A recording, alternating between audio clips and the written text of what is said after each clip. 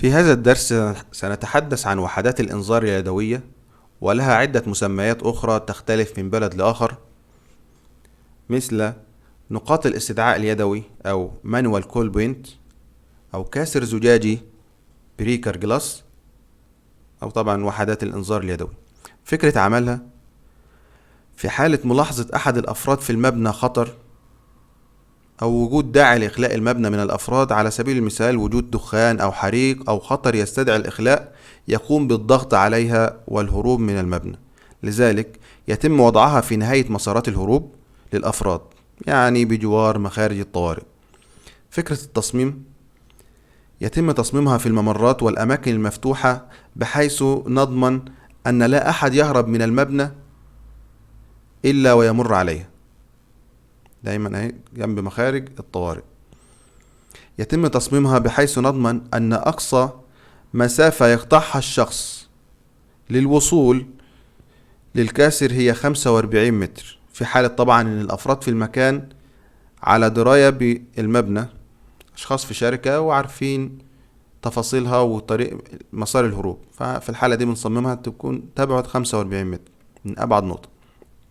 طيب، في حالة وجود أفراد ليسوا على دراية بالمكان، يعني مصلحة حكومية أو أي مبنى بيدخلوا أفراد لأول مرة مثلا، في الحالة ده بيتم تقليل المسافة اللي بيقطع من أبعد نقطة لعند الوصول للكاسر إلى 30 متر.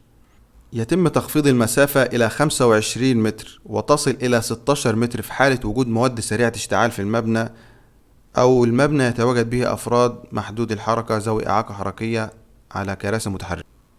يتم تركيبها على ارتفاع 1.40 متر، طبعا بتزيد 20 سنتي أو تقل 20 سنتي من أرضية التشطيب للدور، مع مراعاة طبعا الأشخاص ذوي الإعاقة الحركية على الكراسي المتحركة، في الحالة دي ممكن نقللها 20 سنتي.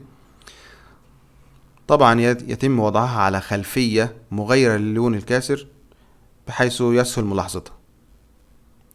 بتوجد عدة أنواع وأشكال مختلفة من الكواسر، تختلف من شركة لأخرى، طبعا بتأثر في سعرها خلاص وفكرة استعمالها أكتر من مرة، لكن جميعها بتؤدي نفس الغرض.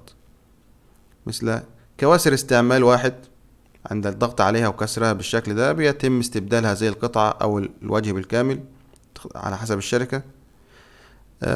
كواسر بيتم عند كسرها يتم استبدال الشريحة، زي الشريحة ديت، أكتر من مرة. في كواسر متعددة الاستعمال، تستعمل أكتر من مرة، على سبيل المثال زي عند الضغط عليها الشريحة دي بتسقط للخلف أو يعني تنحني للداخل، وعند عمل ريست لها أو ضبطها وإعادة استعمالها مرة تانية يستعمل مفتاح بالشكل ده، عند يتم وضعه في هذه الفتحة ويتم رفعها للأعلى أو استبدالها لمكانها الطبيعي. في الحالة دي طبعا تستعمل أكتر من مرة، وده بتكون أغلى قليلا من النوع التاني. طبعا هناك يعني فكرة تصميم الوحدات بتختلف من شركات للتانية. ده طبعا كاسر اللي اتكلمنا عليه بيتم الضغط عليه وكسر هذا الجزء. في وحدات تانية بتستعمل مع مفتاح بحدد هو اللي انا شفته ده حريق ولا انا عاوز ادي بلاغ فقط للاشخاص اللي هو المسؤولين في المبنى، فبستعمل مفتاح في حالة حريق، الف مفتاح في اتجاه الحريق واضغط اسحب اليد دي للاسفل، وده نفس الفكرة برضو.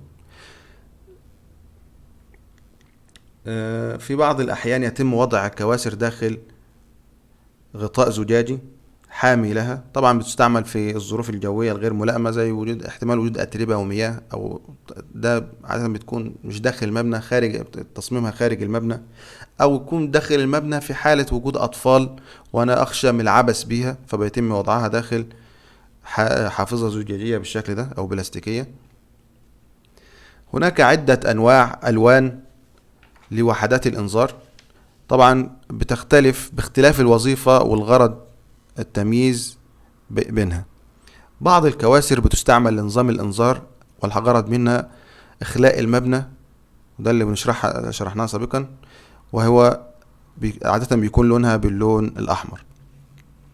بعض الكواسر يتم استعمالها لفتح الأبواب المغلقة أوتوماتيكيا، الأبواب اللي بتستعمل بتفتح عن طريق البصمة أو بالكارت الأبواب دي في حالة الإنذار مش هستنى أروح أجيب أضغط البصمة أو أشوف أو أجيب الكارت عشان أفتح الباب. لا، بيتم وضع وحدات بجوار هذه الأبواب يتم فتحها في حالة وجود حريق، وعادة بيتم تمييزها باللون الأخضر أو اللون الأبيض.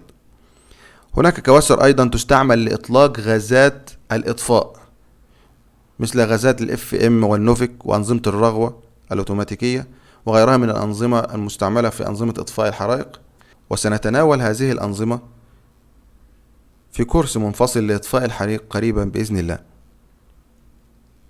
وبكده نكون خلصنا درس وحدات الإنذار اليدوي، وإن شاء الله الدرس القادم سنتناول فيه باقي وحدات الإنذار الأوتوماتيكية مثل كواشف الدخان والحرارة وغيرها.